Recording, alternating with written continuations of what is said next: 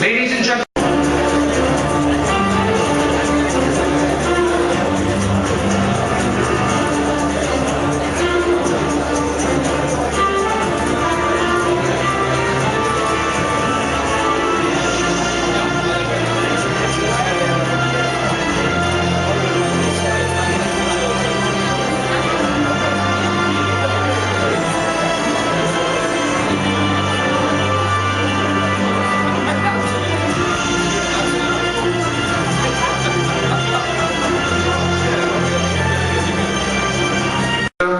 we find ourselves today at the park to discuss the similar theme of entrepreneurship.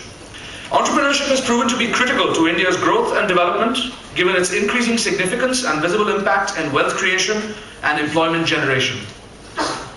An entrepreneur very simply creates jobs, setting the stage for a flourishing economy, unlike an individual who is a job seeker and not as much of an asset to the economy as in equivalent terms as an entrepreneur might be. You have a larger ripple effect that is created by an entrepreneur compared to an individual job seeker. Managers employed by large corporations use their creativity and intellect to make their corporations richer, whereas entrepreneurs make themselves and their nation. The entrepreneurship, youth, the importance of the youth entrepreneurship. Why it is so? It's obvious that the impact of the youth entrepreneurship, it's find out impact where rather than where not, is the whole question. The whole thing today, economic world, our cultural world, our society, and also the moral governance of the whole country, the sustainability, the innovation and the technology, the three things without which the current world cannot go on. And youth leadership today is mandatory. Without youth leadership, it's impossible to make an impact on that. For what?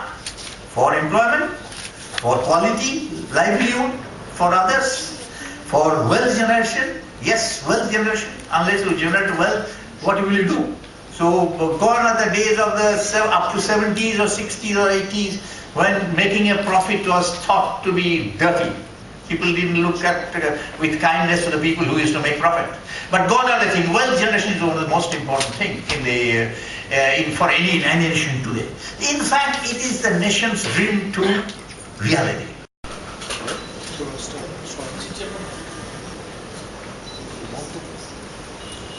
Till a few years ago, we thought we were young.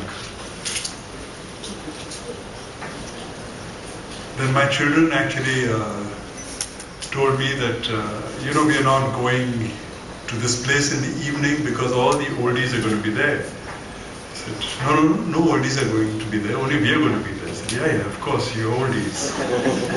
It was a rude realization that we are not young anymore, we are old.